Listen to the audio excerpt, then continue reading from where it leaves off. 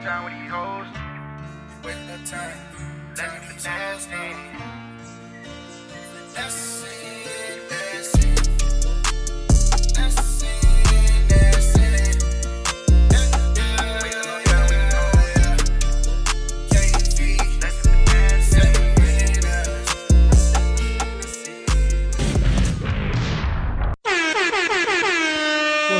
Everybody, appreciate y'all for tuning into this episode of the Being Technical podcast.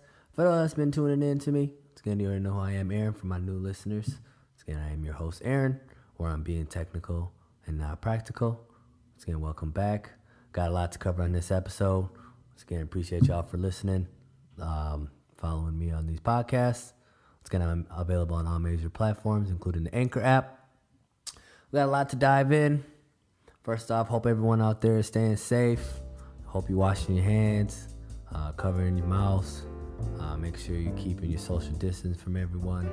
Once again, everyone, for those who don't know how far you gotta be, 6 feet. So for those who know me, just imagine my height, and that's how far you stay away from the other person. So for ladies, for y'all listening out there, I am over 6 feet. Do got a beard, and it connects, by the way.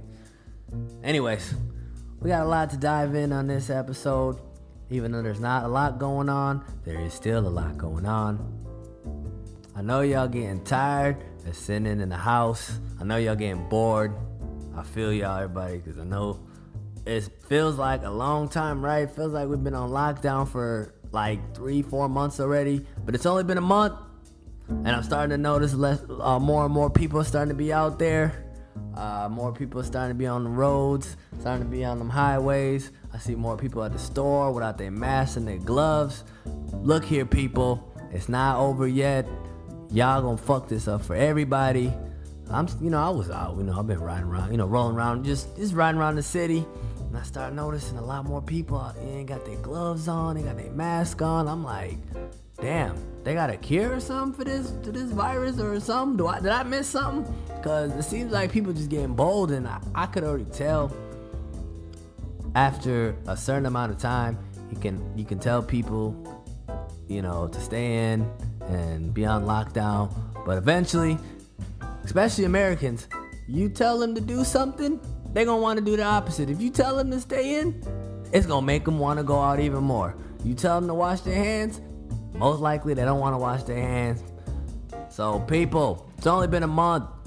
This shit ain't over with. Y'all gonna make it worse for us. Y'all gonna extend this lockdown. Stay our asses at home. I only go out because I gotta go to work and get whatever I need to get. But for the rest of y'all that's just chilling in the park, barbecuing, stay y'all stupid asses at the crib. I know the weather's starting to get nice out there. I know it's hit 80 degrees. Makes y'all wanna go out. But stay y'all asses in. ATL, I know y'all itching to go out. I know it's 80 some degrees this week. Sun's out. Nice breeze. I feel y'all, man, but please, we still got a few more months of this warm weather. Stay y'all asses in. Just please. Anyways, I got through that spiel. I'll get to that later. Anyways, we still don't have any sports, but we did have the NFL draft this past week, and I must say it was a great success if you ask me. I didn't know how the NFL was going to pull this whole virtual draft, having everyone draft at home and using the whole Zoom, but I was a little skeptical at first, but to be honest, it was a great success. I even watched the whole first round, the whole draft, because it was just that compelling. Either it was just I was that excited for football, or since we haven't had any sports in so long, it was just like anything sports related, we were just so thirsty to watch. And I did say I had a feeling that this NFL draft was going to be one of the highest rated, watched, viewed NFL draft in history, because we had no sports. And this was the only sports we had coming up. So we all had that to look forward to.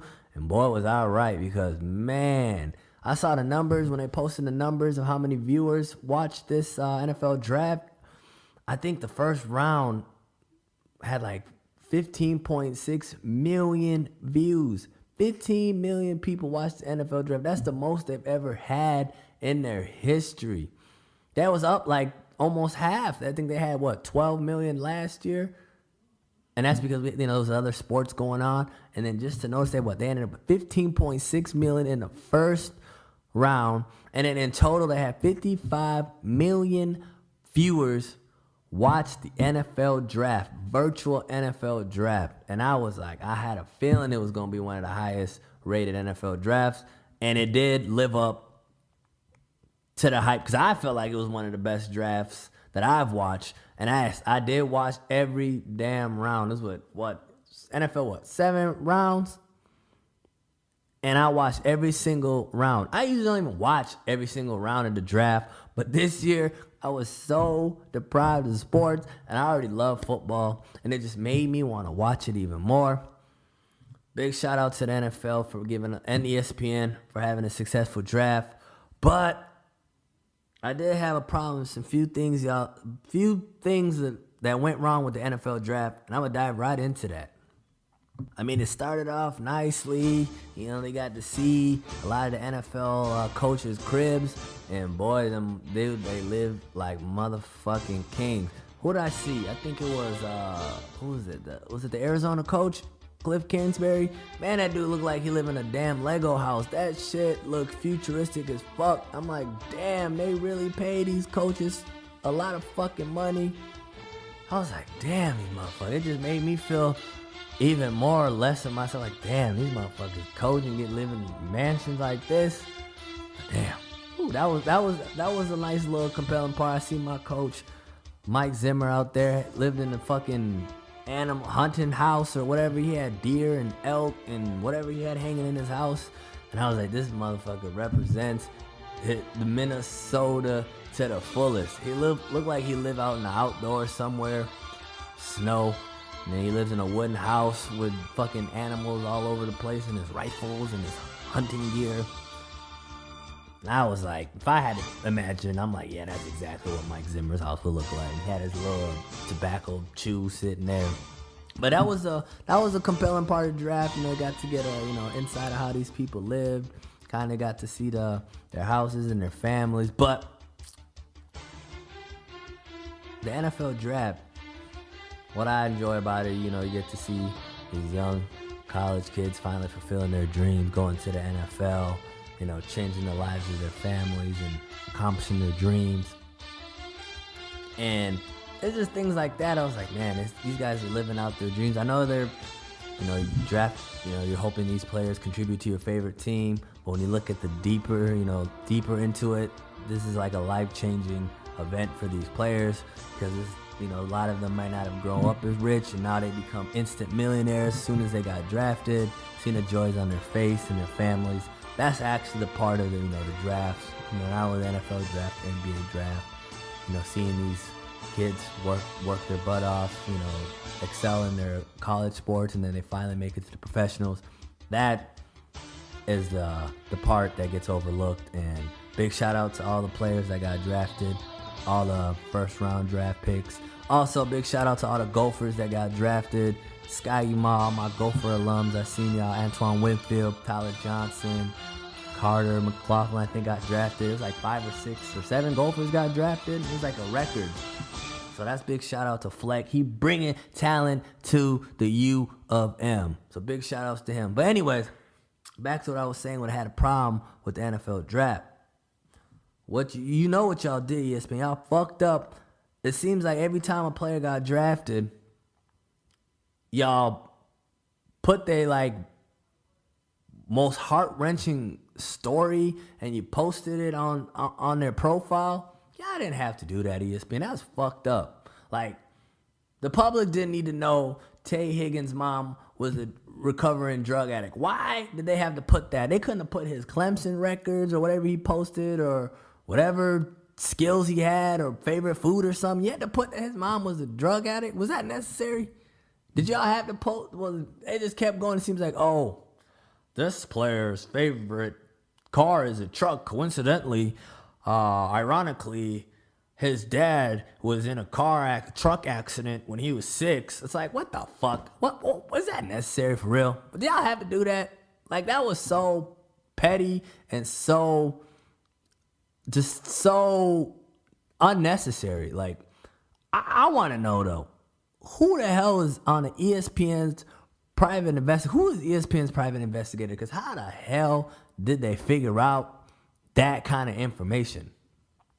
Did they ask the players? Did they ask their families? Did they ask their coaches? I want to know, because I know damn well none of them players gave them that kind of information, that kind of personal, heart-wrenching story, one of their low parts of their lives, for y'all to share it to the public. That was fucked up, ESPN. And honestly, I'm surprised none of the players complained about that, because I noticed it. I know Twitter noticed it. That was some bullshit y'all pulled off. That was petty. You took one of their highlights, the highest highlight accomplishment in their lives, and you want to go put some petty business about their family out there like that? That's some fucked up shit, though, for real. Like, they need to apologize to those players, because that just didn't need to be personal information. Like, we didn't need to know one of the players' draft picks' dad was locked up. We don't need to know their mom was a drug addict, or they came from broken homes, or their parents, or whatever happened to their family. That was unnecessary. You could have just stuck to their whatever they accomplished in college, whatever they accomplished in their childhood. You could have just posted that and showed that on the visual, on the graphic when they got drafted. We didn't need to know their personal information. Big shout outs to the players, though, for taking the high road and just not, Tay Higgins posted, dude from Clemson, the receiver, I think got drafted by the Bengals. He said he's proud of his mom. He was okay with it. That was the right answer. He took the high road. Big shout out to you, Tay Higgins, for doing that. But still, ESPN, y'all fucked up doing that. That wasn't cool. Anyways, back to the draft. I think, for the most part, a lot of teams, in my opinion, had excellent drafts.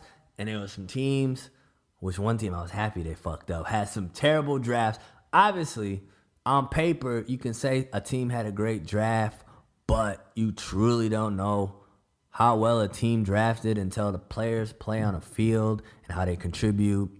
So we won't know for another at least 2 to 3 years. We won't know for sure how bad or how good some teams did in this draft. But I'm gonna at least share and let you know what I think, who had the best draft and who had the worst draft. Me, personally speaking, not to sound biased or anything, but I think the Vikings had the best draft. Yeah, the Vikings had the best draft out there. They traded away Stephon Diggs, and what did they do with their first round pick at number 22? They drafted my man's Justin Jefferson from LSU. And when you look, they said he was like the 4th rated receiver in the draft. But when you looked at my man's stats, he had probably the best stats out of all the wide receivers that were drafted. My man's had 111 receptions, 1,500 yards, 18 touchdowns, and he won a national championship at LSU. And he was their best receiver. Thank you, Philadelphia, for passing up on Justin Jefferson, because I honestly thought they were going to draft him at 21. And when I saw they passed him up and took Jalen Reagor from TCU, I was like, oh, thank goodness. Justin Jefferson falls right to us. We didn't have to trade up or anything to get him. He fell right in our laps for us.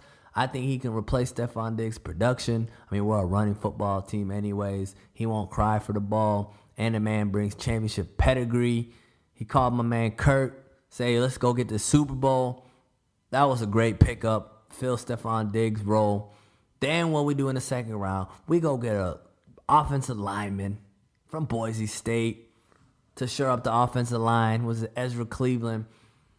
Then they drafted some dogs and some dog corners out there. They got my man Jeff Gladney with their second first-round pick. They even traded back and got 2 more picks and still got the corner they wanted from TCU. And they got another sleeper in the 3rd round, Cam Dantzler from Mississippi State.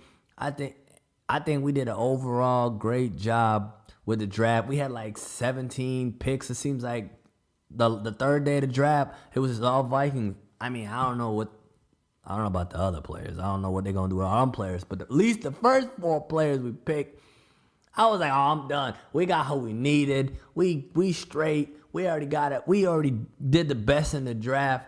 Give us an A. All them players going to start next year. I'm already excited for the football season. Also, I know maybe sound a little bit more biased, but I think the Cowboys had a great draft. Yes, the Dallas Cowboys had a great draft. America's team. With their first round pick, they got CeeDee Lamb, who fell to them at 17, another explosive receiver from Oklahoma. Then they went and got Diggs, Stephon's little brother, Trayvon Diggs. He probably would have been drafted by the Vikings.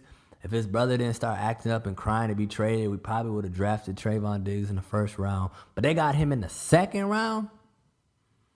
They came up. I think they had a great draft because their offense is going to be nice. They got Lamb, Cooper, Gallup. They still got Zeke. I wouldn't mind if it was the Dallas Cowboys and the Minnesota Vikings in the NFC Championship. I would love to see that. I think they had a great draft. Also, the Ravens had a great draft. But, man, this one kind of makes me happy. I think the team that had the worst draft was the Green Bay Packers. That brought joy in my eyes when I seen their fans going berserk on Twitter. I had to troll them. They went and they first of all, the Green Bay Packers already got a Hall of Fame top 5, top 10, whatever you want to rank them, quarterback and Aaron Rodgers. And then what they go do? They go and draft a fucking bootleg Patrick Mahomes. They see a big light-skinned dude that got a big arm and can throw, and Jordan Love, and they was like, yeah, let's go draft him. Even though we got arguably one of the best quarterbacks in the NFL, and he only got one receiver in a receiver deep draft. They could have got them a damn receiver, but they drafted a quarterback with a Hall of Fame quarterback already on their roster, and then they draft a fullback or whatever position he played. I don't even know who the hell they drafted. When I saw they drafted a quarterback, I was like, oh, yes, the division's ours next year, and they just fucked it up. Bears also drafted like 8 tight ends.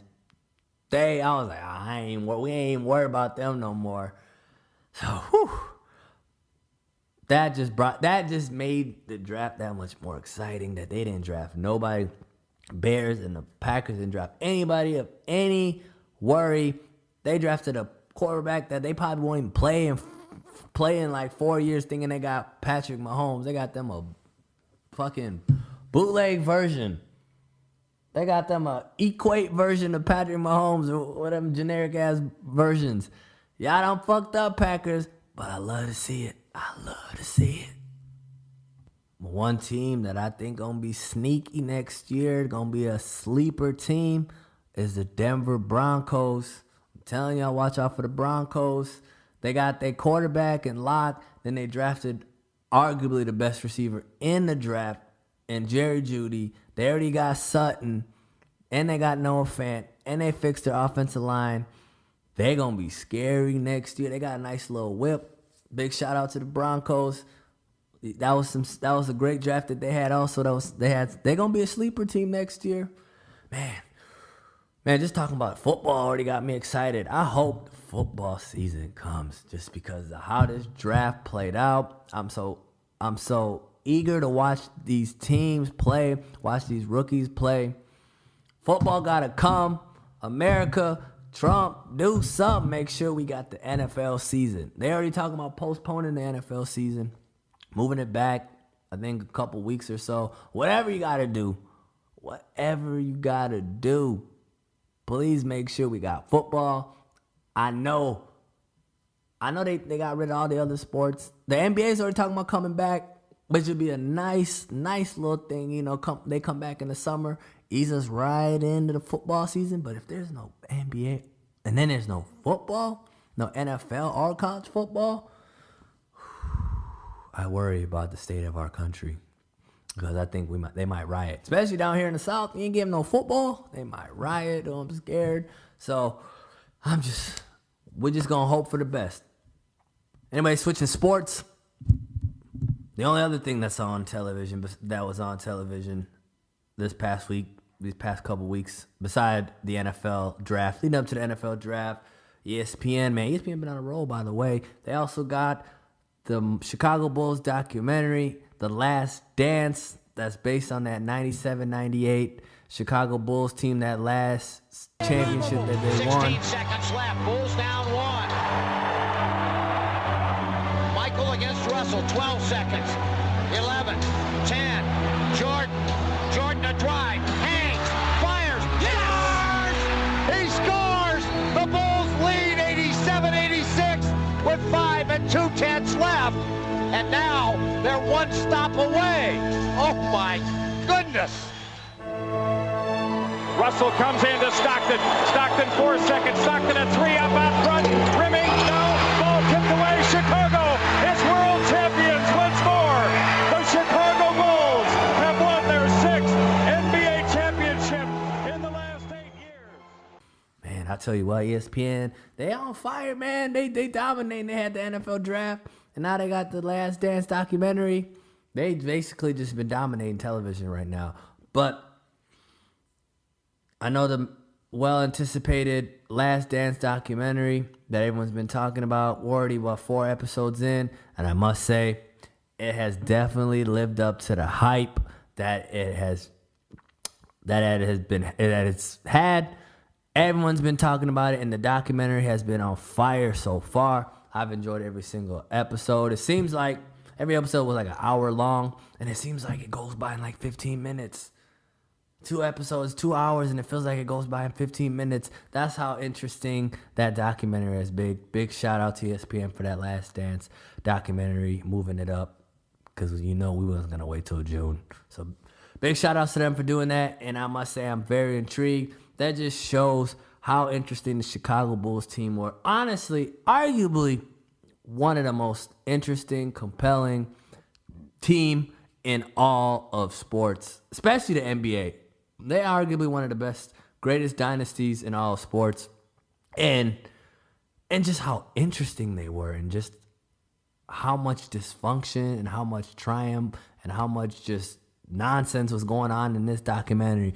Imagine if this Chicago Bulls team was around with social media, with IG, with Twitter, with Facebook. Imagine how much more hype they would have got. Imagine they were popping even before social media, before even the internet. Just imagine if Michael Jordan got to play in this era of social media. He would just be that much more beloved, just that much more bigger than he is.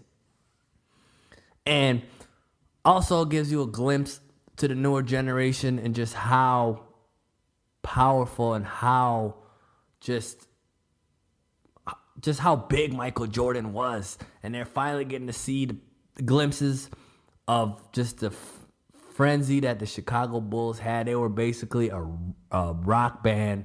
They were basically the sports version of the Beatles. That's how big they were. Wherever they went, whatever arena they played in, whatever country they went in, they were the show.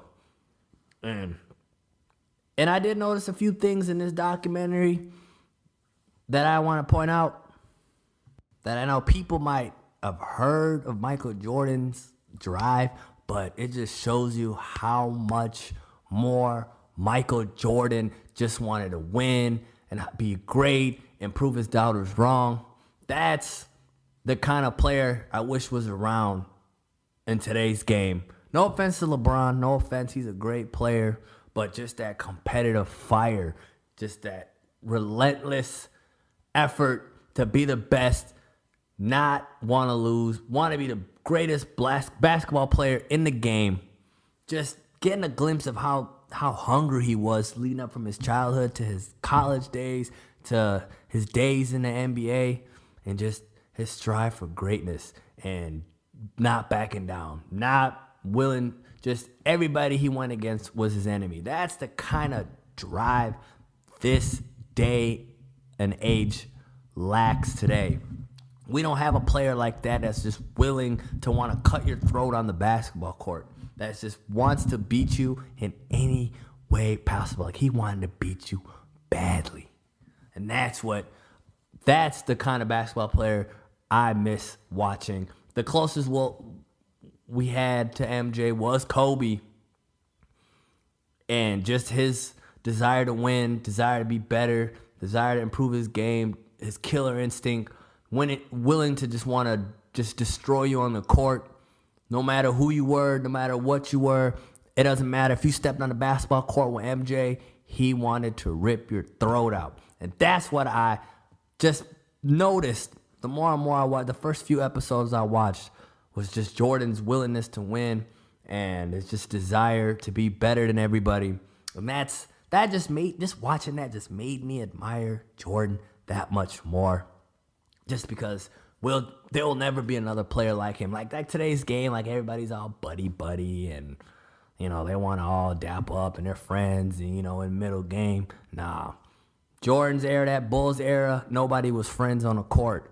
They were all trying to destroy each other and basically be the best man standing. And that's also one thing I did notice more with the episodes, just Jordan's, just his pettiness, just the way he talked about others. And I loved it. I was like, yeah, he's petty. That's the kind of player. I wish I was as good as him or even as good. If I was a better basketball player, that's who I would be. I would be that petty. I mean, I am petty even on the court. I'm angry. I play with passion. I don't like to lose. I don't want to be a friend on the court. And that is what I'm glad this new generation is getting a glimpse of. That team's willingness to be great, and nobody was their friend. They took no prisoners. Also, watching the first few episodes of this Last Dance documentary also gave you a glimpse of how underrated Scottie Pippen was. And I feel like he's one of the most underappreciated basketball players of our era. I mean, the man basically, think about it. MJ never won. When you watched the first few episodes of that documentary, and you saw Jordan struggling his first 4 years in the NBA, he wasn't winning. He was first, one and out, won maybe one round in the playoffs, and he was bounced. And it was until Pippen got there is when Jordan started seeing success. I just feel like that documentary just portrayed and finally is shedding light on Scottie Pippen, and I hope now people admire Scottie Pippen that much more. He was such an underrated player. And also another thing, the man was so underpaid that whole time through that era. My man's signed a 7-year, $18 million contract, 7 years, for a player that was that good, was only making $2 million a year. $2 million. He was one of the best basketball players, arguably top 5 in that time, and he was only making $2 million a year. And there was a reasoning behind it, obviously. He didn't want to, he wanted to take care of his family. I admire him for that. He took that contract because he knew he had people to take care of. But when you really think about it, like a player of his caliber was only making $2 million. At that time, he was the 122nd highest paid player. He was severely underpaid. And what's funny was ironic was that time where I think he took the foot injury and he sat out for 2 months, and MJ tried to call him selfish. That was kind of fucked up. Like, come on, bro. He was already making $2 million a year, and he broke his foot, and management was trying to trade him, especially Jerry. Matter of fact, I'm gonna get to Jerry Krause in a bit. But then you wanted the man to come play on $2 million, and the team tried to trade him. Your right-hand man, Jordan, he tried to trade your right-hand man mid-season, and he's only making $2 million a year. And you tried to say he was being selfish? Come on, MJ. Come on, bro. You better than that, man. But that just getting a light of just, the younger generation, the newer little generation seeing and appreciating Scottie Pippen. That just shows how MJ and Scottie needed one another. Because MJ never won without Scottie. Scottie never won without MJ. And they go down as arguably one of the greatest dynamic duos the NBA or the sport of basketball has ever seen. Maybe the next close second was Shaq and Kobe, but arguably Scottie and MJ were arguably the greatest dynamic duo in all of sports. One thing I do wish the documentary, obviously it's not possible, but I did wish we got a chance to hear from Jerry Krause and hear his side of the story at least, because he did do some stupid ass shit, breaking that team up, but not hearing his side of the story. I know Jerry Krause, he did pass away, I think, a few years ago, back in 2017, but not hearing his side of the story and getting the interviews from him kind of left us, guessing maybe, because we didn't get to hear his side of the story and maybe what was going on with him. But from how the documentary portrays, man, that dude basically broke up a super team, a dynasty. Jerry Krause was the perfect example of a man with little man syndrome. Little man like him, giving him any type of power, and he took it to his motherfucking head. And he felt like he deserved some credit and said something stupid like, organizations win championships and not the players. And you knew the more and more they started winning, the more and more he started feeling himself.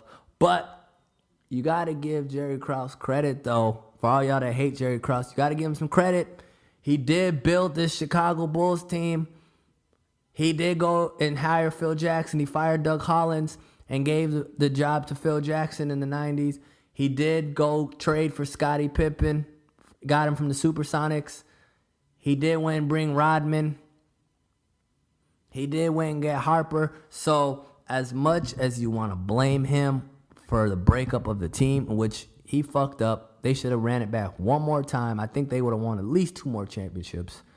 Him making Phil coach that 1 year was fucked up. Even though he deserves credit for building that team, he deserves all the blame for how that team ended and how disrespectful he treated MJ, and how the man wanted to trade his right-hand man, wanted him to get rid of his coach, and then, basically made him retire. That's some fuck shit, and that's what happens when ego's involved. That's just a perfect example of a man with little man syndrome. He felt like he wasn't getting enough credit, and so he basically broke up the team just so they couldn't enjoy more success. And it was kind of sad how that team ended, honestly. But at least for the first 4 episodes, we get a glimpse of how that Chicago Bulls team was, kind of get the inside. I did like how they went back and forth with the timeline. They went back to 97, then they would go back to like 85, 86, Jordan's come up, 90s when they hired Phil. And I just think they did a great job with this documentary so far. Hopefully it gets better as time as the episodes go.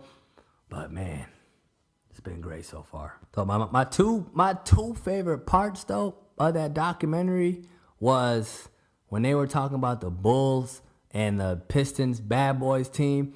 I think that was the best part, I think, of the documentary so far, and just the pettiness and how both teams hated one another. That was a true rivalry, people. Even to this day, Michael Jordan and Isaiah Thomas hate each other to this day. You can just hear in MJ's voice how much he hated the Detroit Pistons. And that's what we miss in sports. We don't have anybody that hates each other anymore. 2 players that hate each other, that wanted to rip each other into pieces. And you can tell Isaiah and MJ did not get over what happened with them between the two. First of all, the Detroit Pistons literally had a whole strategy called the Jordan rules. For all you youngins out there who don't remember that, the Jordan rules, where they basically physically beat up MJ. That's assault. That's battery assault. If that was today, they'd have been facing prison. What they did to MJ. Man, could you imagine in today's game where they had something like the LeBron rules, in which a team basically assaulted LeBron, clotheslined him, pushed him, punched him. Could you imagine that today? That was a crazy time. Like, and the refs in the NBA didn't do anything about it. Like, they literally let their star player get assaulted by these players on the Pistons. They literally had a whole strategy and try to rip MJ's like, try to rip him in half. They basically was saying, we're going to physically impose our will on him and break him. And if you broke Jordan, you broke the Pistons. You broke the Bulls. And you knew you could beat them if you took out their star player. That was crazy. Can you believe and the NBA let the Pistons beat up and abuse their star, the face of their organization, the face of the league? Bro, those are wild times, yo. And he just kept losing them. He just kept losing them. They just kept physically imposing their will on him. And then finally, and when Jordan finally got Pippen and he finally beat them, and not only did he beat him, he swept them. Isaiah Thomas and the Pistons walked off the court. Could you imagine if a team like that, after they lost, didn't even shake their hands and they walked off the court? That's when their beef started. And it got so petty between Isaiah and MJ that MJ basically, I don't know if this is conspiracy. I think it's true. I'm sure everybody knows it's true. He made sure Isaiah Thomas was off the Dream Team. Not only did he make sure he was off the Dream Team was coached by Isaiah's head coach, Chuck Daly.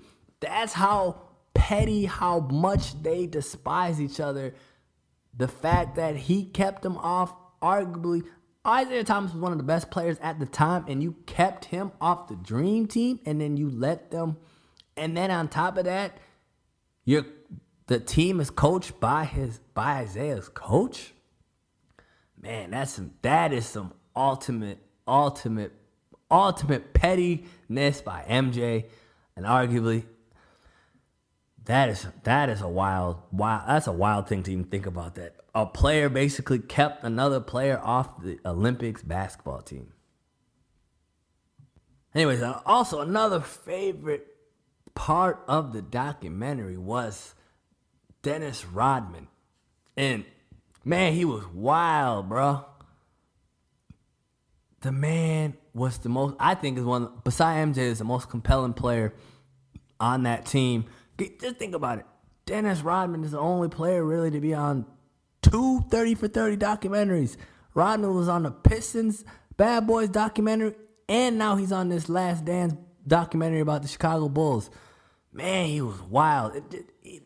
Dennis Rodman's also another player, another athlete that would have been so much bigger than he was if social media was around. Imagine Dennis Rodman at his peak on Instagram, on Twitter, on Facebook, whatever. Imagine if he was on Twitter and Instagram today. Dennis Rodman would be a rock star. There was just so much crazy shit he did that wasn't captured on video, that wasn't captured on footage, that I would have been interesting. I would have followed Dennis Rodman. And just imagine if he had the platform that he had today, he would just be that much more interesting. I mean, the dude would dye his hair every game. He was wearing lip rings and hoop rings and wore a fucking wedding dress. My man's was fucking Madonna and Carmen Electra. Imagine that. A basketball player that wore a dress and makeup was fucking Madonna, the biggest pop star in the 90s. That dude's a fucking legend. And then in the mid-season, Dennis Rodman asked for a vacation and got it. The man went to Vegas for 48 hours with Carmen Electra, who was also one of the biggest stars in the 90s. Dennis Rodman, that's crazy. Dennis Rodman was with Madonna and fucking Carmen Electra. He's already a legend in my book. And not only did he stay longer than 48 hours, not only that, he was so crazy, MJ had to go fly and get this motherfucker and went to Vegas to be like, nah, motherfucker, we need you back, bro. That's how valuable Dennis Rodman was to that Chicago Bulls team. That MJ was willing to go fly to Vegas to go get him and get him back. Like, think about it. Man obviously now, people got load management, and that was basically the first load management we've ever seen in NBA history where, a man was like, I'm taking nights off, I'm going on vacation, and then went to Vegas. That is fucking crazy, yo. I know the documentaries, I just want to hear more about Dennis Rodman, to be honest, because that dude was, not only was he wild, he was also a great fucking player. Like, the man would literally, there would be games where the man would only have 2 points but have like 25 rebounds. And another part, those people that were watching and listening, he literally studied his opponents. Like, when he saw how he was breaking down how players shot, and when they shot, if they missed, how it bounced, how it spun, and if they missed on a certain angle where it was going to bounce, that's how he was out-rebounding everyone. Not only was he tenacious, but he studied his opponents and their way they shoot and how the ball spins off their finger, and if they shot from a specific spot on the court where that ball would bounce to, and he would just beat his opponent to the ball. I think that was masterful. Like, you don't understand how fucking smart those players were back then. Like, now they just rely on their athleticism. I don't even think people really care about rebounding, but someone like Dennis Rodman, who studied his opponent, get under their skin, you gotta do what, just think about it. He'd do with red hair, pink hair, green hair, and he gonna punk you at the same time. That is fucking crazy, yo. And just watching that just brought back memories. It's like, damn, I wish the NBA was like this today. Just how much better it was if everybody just hated one another. That's just great. I don't know. That's just good. Big shout out for that documentary. We needed this at a time like this. Obviously, we got to wait every Sunday for 2 episodes, and it looks like it's already getting better. But so far, those are my 2 most interesting parts of that documentary. Those few most interesting parts, at least my favorites of the documentary. Anyways, let me get back to this coronavirus issue topic. Clearly, it looks like there's no end in sight. We're like a month and a half in, and it seems like every single day we're finding out something new about this virus. All of a sudden, you can get it by breathing, walking.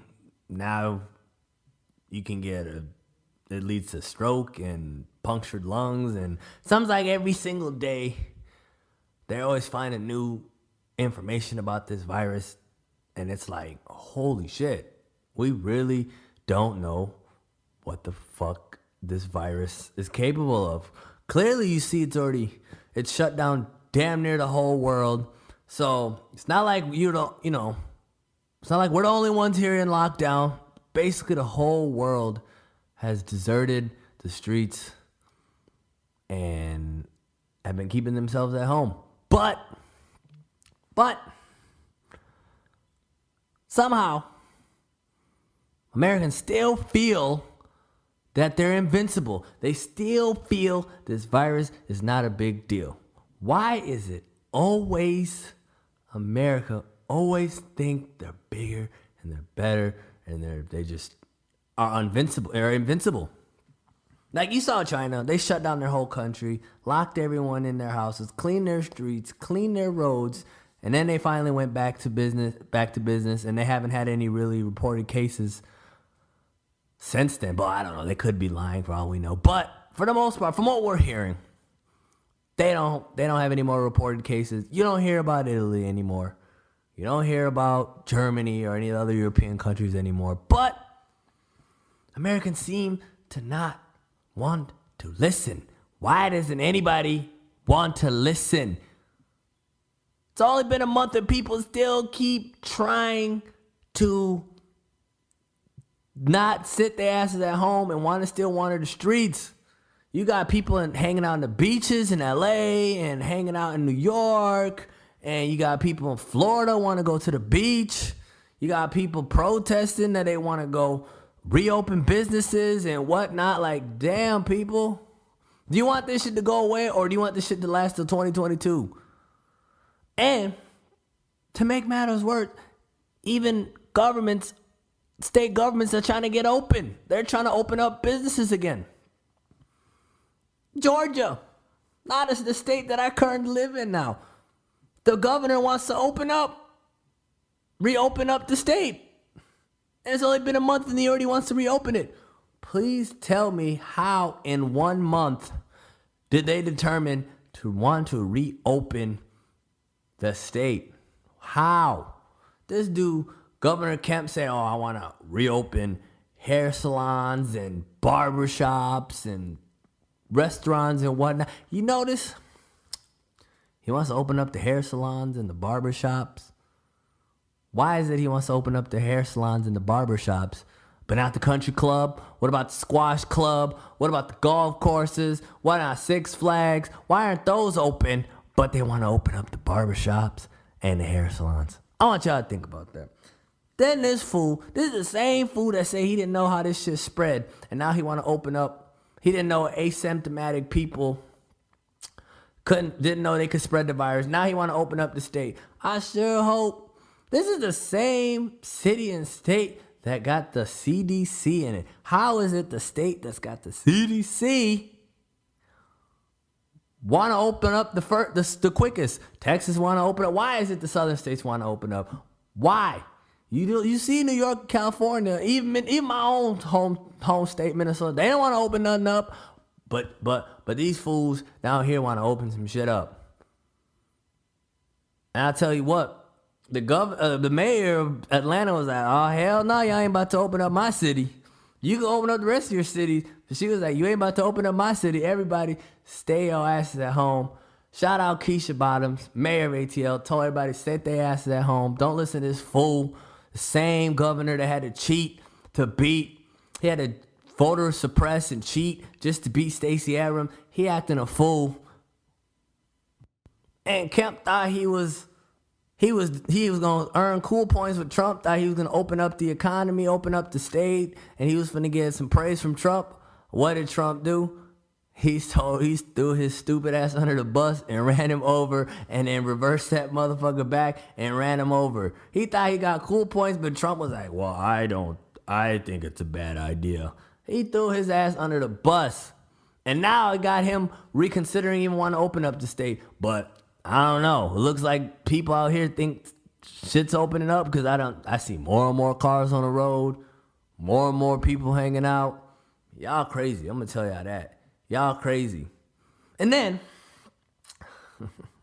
which makes this even more funnier, we got Vice President Mike Pence went to the Mayo Clinic, even though everybody told him you must wear a mask.